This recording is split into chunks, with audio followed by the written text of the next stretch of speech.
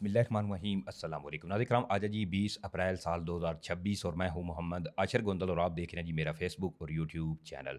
नाज़रीन एक जानब जहां ईरान और अमेरिका के दरमियान मुज़ाकरात के हवाले से पेशरफ जो थी होती हुई नज़र आ रही थी और जल्द तवक्को ये किया जा रहा था कि जेडी वैंस इसके साथ साथ जैरेड कुशनर और स्टीव विटकोफ समेत आला वफद जो है वो पाकिस्तान आने जा रहे हैं और इस्लामाबाद दारकूमत के अंदर एक मरतबा फिर से ईरान और अमेरिका के दरमियान मुज़ाकरात का जो मैदान है वो लगने जा रहा है। लेकिन इस तमाम सूरत हाल के अंदर जी एक बड़ी अहम डेवलपमेंट की गई है अमेरिका की जानब से और इसके बाद अब बाकायदा तौर पर ईरान की जानब से भी ऐलान जंग जो है वो किया जा चुका है। इंतहाई अहम तीन डिटेल्स हैं इस वक्त मशरक़ वस्ती में एक मरतबा फिर से कशीदगी जो है वो इंतहाई अरूज पर पहुँच चुकी है।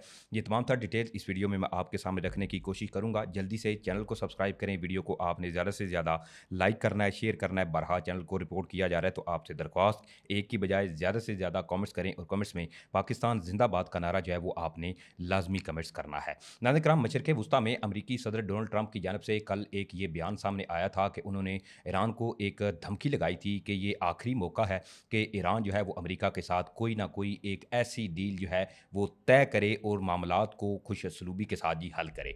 लेकिन इस तमाम सूरत हाल के अंदर ईरान जो है वो भी कह रहा है कि ठीक है हम अमरीका के साथ मुज़ाकरात के लिए तैयार हैं और मुज़ाकरात के हवाले से पस पर्दा पेशरफ जो थी वो भी होती हुई नज़र आ रही थी। लेकिन अचानक से एक खबर सामने ये आई कि अमेरिका की जो फोर्सेस हैं इनकी जानब से ईरानियन एक जहाज़ था इसके ऊपर फायरिंग जो है वो की गई और फायरिंग करने के साथ साथ ये भी खबरें सामने आईं और बाकायदा तौर पर अमेरिकी जो सेंटकॉम हुकाम हैं उनकी जानब से भी तस्दीक की गई कि जी अमेरिका जो है इन्होंने एक चीन से आने वाला ईरानी जो जहाज़ था इसको कब्ज़े में लिया है। सबसे पहले ये समझिए, उसके बाद फिर ईरान की जानब से जो इस वक्त जवाबी कार्रवाइयाँ की जा रही हैं वो नाज़रीन कराम इंतहाई अहम है और इस वक्त मशरक़ वस्ती में जो सूरत हाल है वो तमाम चीज़ें आपके सामने बिल्कुल मैं स्टेप बाय स्टेप जो है वो रखता जाऊँगा। अब नाज़रीन कराम इसके हवाले से एक खबर ये सामने आई कि ईरान की जो जॉइंट मिलिट्री कमांड है इन्होंने अमेरिका की जानब से ईरान का जो एक तजारती बहरी जहाज़ था जिस पर फायरिंग की गई और उसके बाद फिर ये खबरें भी सामने आई कि अमेरिका ने जी इस जहाज़ को कब्ज़ा कर लिया। पासदान इनकलाब के जो तर्जमान हैं इनकी जानब से बयान जारी किया गया और कहा गया कि ये जहाज़ जो था चीन से बेसिकली आ रहा था जिसके खिलाफ अमेरिका की जानब से जी कार्रवाई की गई है और इसके बाद फिर पासदान इनकलाब की जानब से ये कहा गया कि वो जी इसके ऊपर जवाबी जो कार्रवाई है वो करने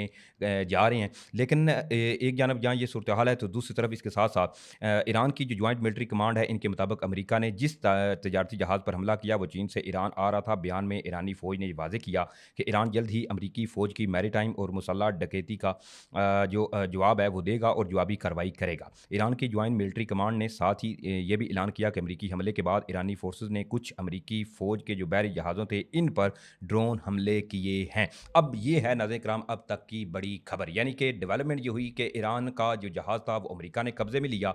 उसके कब्ज़े में लेने के बाद बेसिकली जो जहाज़ था इसको टोस्का का जो नाम से जाना जाता था। अब इसके फ़ौरी बाद ईरान की जानब से पहले तो जवाबी कार्रवाई का ऐलान किया गया और फ़ौरी तौर पर ईरान के जो ड्रोन थे इनके ज़रिए जी अमरीकी जो बहरी जहाज़ थे इन पर हमले किए गए। अब बेसिकली एक ये अंदुलिया न्यूज़ एजेंसी है तुर्किश, उन्होंने इस हवाले से ये क्लेम किया है कि मकामी मीडिया के मुताबिक ईरानी अफ़वाज ने इतवार के रोज़ मुतअद्दिद अमरीकी बहरी जहाज़ों पर ड्रोन हमले किए हैं। ये कार्रवाई अमरीकी अफ़वाज की जानब से एक ईरानी जहाज़ पर फायरिंग और इसे कब्ज़े में लेने के रद्द अमल में की गई है। इसके साथ साथ खबरसां एजेंसी तस्नीम ने यह रिपोर्ट किया कि ओमान की खलीज में अमरीकी अफवाज की जानब से माल बरदार जहाज़ टोस्का जो था इस पर चढ़ाई के बाद अमरीकी बहरी जहाज़ों के खिलाफ ईरानी ड्रोन जो थे वो दागे गए। ताहम अभी तक ये वाजे नहीं किया गया कि इनके अहदाफ फौजी थे या तजारती।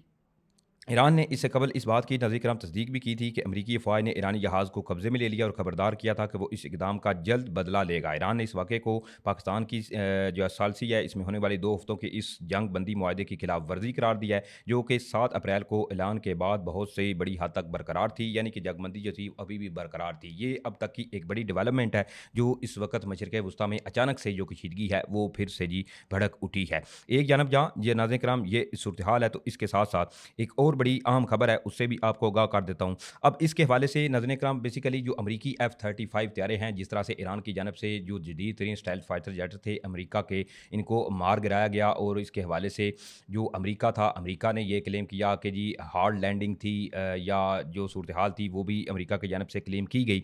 लेकिन इसमें अब जो दिफाई तजिया निगार हैं उनका ये इंकशाफ है कि अमरीकी F-35 तैयारे जो हैं वो अब ईरान में महफूज नहीं है। अमरीकी फ़ौज के रिटायर्ड कर्नल का ABC न्यूज़ जो है इसको चौंका देने वाला एक बयान जब वो मंजरेआम पर आया है, ईरान पर रवायती रडार के बजाय इंफ्रारेड सिस्टम इस्तेमाल कर रहा है। हमारे जदीद तरीन F-35 और F-15 तैयारे इन सिस्टम का मुकाबला करने के लिए डिज़ाइन ही नहीं किए गए। ईरानी फ़िज़ाई हदूद अब अमरीकी तैयारों के लिए नो गो ज़ोन जो है वो बन चुकी है। यानी कि अब बाकायदा तौर पर ये जो अमरीकी फ़ौज के रिटायर्ड कर्नल हैं, उन्होंने इस चीज़ को खुद ये वो तस्लीम कर रहे हैं कि ईरान के पास जो टेक्नोलॉजी है, इस टेक्नोलॉजी के पेश नज़र अमरीका के जदीद तरीन F-15 इसके साथ साथ F-35 जो तैयारे हैं वो अब ईरान की हदूद में जा ही नहीं सकते। अगर इन केस जाते हैं या कोई फ़ौजी अहदाफ को निशाना बनाने के लिए या बमबारी करने के लिए, तो ये खतरात पाए जा रहे हैं कि ईरान जी इनको जो है वो निशाना बना सकता है। ऑलरेडी जो F-15 तैयारा था, इसका जो पायलट था, इसको भी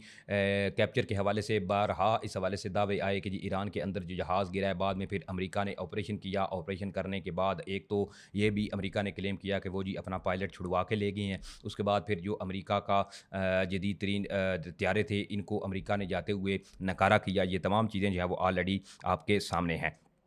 अब ये सूरत-ए-हाल इस वक़्त नाज़िर-ए-किराम मशरिक़ वुस्ता में पैदा हो चुकी है। अब इसके साथ-साथ मैं थोड़ा-सा फ़र्दर आपको बताऊँ तो जो अंदुलिया न्यूज़ एजेंसी है, उन्होंने साथ ही ये भी बताया कि जहाज़ों की नक़्ल व हरकत के डाटा यानी ट्रैकिंग शिप डाटा जो है, इससे पता चलता है कि टोस्का 12 अप्रैल को मलेशिया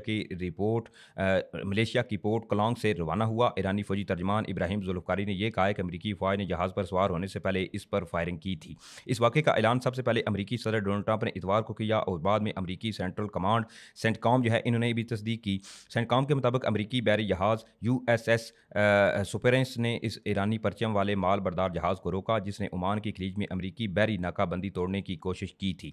सेंटकॉम के मुताबिक मैरीनीज़ ने जहाज़ को अब भी अपनी तवील में रखा हुआ है। एक बयान में यह कहा गया कि ये जहाज़ ईरान की बंदरगाह बंदर अब्बास की तरफ जा रहा था। सेंटकॉम ने सोशल मीडिया प्लेटफॉर्म एक्स पर वीडियो जारी भी की है, जिसमें एक अमरीकी जंगी जहाज़ को फायरिंग से पहले मज़कूरा जहाज़ को खबरदार करते हुए भी दिखाया गया है। यानी कि एक बाकायदा तौर पर अमेरिका की जानिब से एक वीडियो जो है वो भी मंजर आम पर आई है कि किस तरह से अमेरिका ने ये ऑपरेशन शुरू किया या इसको इख्तिताम पजीर किया। ये तमाम जो मनाजर थे वो अमेरिका की जानिब से जारी भी किए गए हैं। इसके साथ साथ ये जो इस वक्त सूरत हाल हुई है, ईरान ये क्लेम कर रहा है कि अमेरिका की जानिब से जी जो ईरान और अमेरिका के दरमियान जंग बंदी है, ये इसकी खिलाफ वर्जी है। इसके साथ साथ बहरी कज़ाकी जो है इस करते हुए ईरान के एक जहाज़ को नेविगेशन सिस्टम नकारा बनाने के बाद जी इस पर हमला किया गया है। अब ये इस वक़्त नाज़िर-ए-किराम सूरत-ए-हाल हो चुकी है। सूरत-ए-हाल यकीनी तौर पर एक मरतबा फिर से इंतहाई कशीदा हो चुकी है। ईरान की जानिब से जो ड्रोन हमले किए गए हैं या क्लेम किया जा रहा है कि उन्होंने जी अमरीकी जो बहरी बेड़े थे, इनको निशाना बनाया है। ये तमाम तर डिटेल थी जो मैंने आपके सामने रखी हैं। उम्मीद करता हूँ आपको वीडियो अच्छी लगी होगी। अगर वीडियो अच्छी लगी है तो भाई के चैनल को आपने लाज़मी सपोर्ट करना है। वीडियो को ज़्यादा से ज़्यादा आपने लाइक करना है, शेयर करना है। हो सके तो किसी व्हाट्सएप ग्रुप में भी लाज़मी शेयर कीजिएगा। इंशाल्लाह फिर मिलेंगे। पाकिस्तान ज़िंदाबाद।